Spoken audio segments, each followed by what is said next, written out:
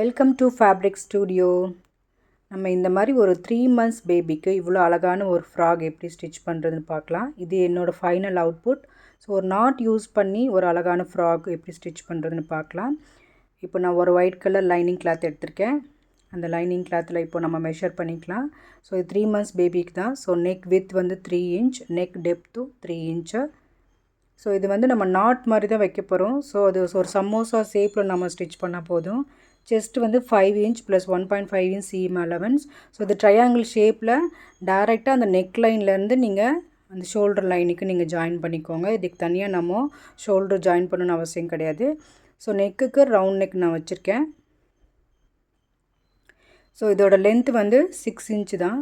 So plus 1 inch வந்து seam allowance. So இதோட டாப்போட length மட்டும் இது.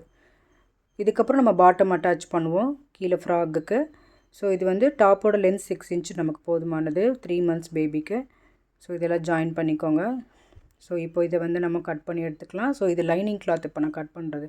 நீங்கள் ஒன்ஸ் லைனிங் கிளாத்தில் கட் பண்ணிட்டீங்கன்னா மெயின் ஃபேப்ரிக்கில் வச்சு நீங்கள் மெயின் ஃபேப்ரிக்கையும் கட் பண்ணிக்கலாம். ஸோ நான் லைனிங் யூஸ் பண்ணியிருக்கேன் இதில். ஸோ இது lining part, front and back ரெண்டு சைடுமே கட் பண்ணி எடுத்துக்கோங்க. இப்போ இது லைனிங் பார்ட்டை ரெண்டு சைடுமே. ஸோ இப்போ லைனிங் பார்ட்டுமே மெயின் ஃபேப்ரிக்குமே எடுத்து வச்சுட்டு நம்ம ஸ்டிச் பண்ணிக்கலாம். இப்போ இதை நான் நாட் ரெடி பண்ணியிருக்கேன் ஆல்ரெடி. ஸோ டோரி யூஸ் பண்ணி டோரி மாதிரி ரெடி பண்ணியிருக்கேன். இந்த நாட் எடுத்து கீழே பார்க்குற மாதிரி நீங்கள் அந்த லைனிங் கிளாத்தை மெயின் ஃபேப்ரிக்கில் வச்சு அது மேலே நீங்கள் லைனிங் கிளாத் வச்சு சைட் ஸ்டிச்சில் இருந்து ஸ்லீவ் நெக் டிசைன் ஃபுல்லாக ஸ்டிச் பண்ணி எடுத்துகிட்டு வந்துடுங்க. ஸ்டிச் பண்ணதுக்கப்புறம் பாருங்கள், இப்படி வெளியே எடுத்து விட்டிங்கன்னா நமக்கு நீட்டாக அழகான ஒரு ஃப்ரண்ட் பார்ட் ரெடி ஆயிரும். ஸோ ஃப்ரண்ட் பார்ட் மாதிரியே தான் பேக் பார்ட்டுமே, அதுவும் அதே மாதிரி லைனிங் மெயின் ஃபேப்ரிக் வச்சு ஸ்டிச் பண்ணி எடுத்துகிட்டு வந்துடுங்க. இப்போ நமக்கு ரெண்டுமே ரெடி ஆகிடுச்சு. இப்போ நெக்ஸ்ட் பாட்டம் பார்ட்டோட லென்த் பார்த்திங்கன்னா 10 inch போதும் நமக்கு. இப்போது ஃப்ரண்ட் பார்ட்டையும் பேக் பார்ட்டையும் கனெக்ட் பண்ணி ஒரு சைடில் மட்டும் ஸ்டிச் பண்ணால் போதும். ஒரு சைடில் ஸ்டிச் பண்ணி பாருங்கள், ஓப்பன் பண்ணி காட்டியிருக்கேன். இப்படி பண்ணிங்கன்னா பாட்டம் பார்ட் ஃபுல்லாக நீங்கள் ஈஸியாக ஸ்டிச் பண்ணிடலாம். ஃபுல்லாக ஸ்டிச் பண்ணி எடுத்துகிட்டு வந்துடுங்க. ஃபுல்லாக பார்த்தீங்களா இந்த மாதிரி ஃபுல்லாக ஸ்டிச் பண்ணியாச்சு.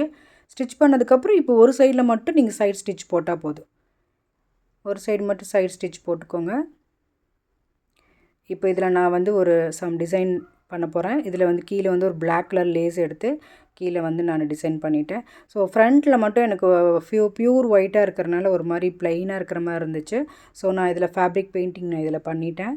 ஸோ அழகான ஒரு ரெயின்போ கலரில் ஒரு அழகான பெயிண்ட் பண்ணி நம்மளோட ஃபைனல் அவுட்புட் ரெடி ஆயிடுச்சு. இந்த வீடியோ உங்களுக்கு பிடிச்சிருந்துச்சுன்னா லைக் பண்ணுங்கள், ஷேர் பண்ணுங்கள், மறக்காமல் சப்ஸ்கிரைப் பண்ணிடுங்க.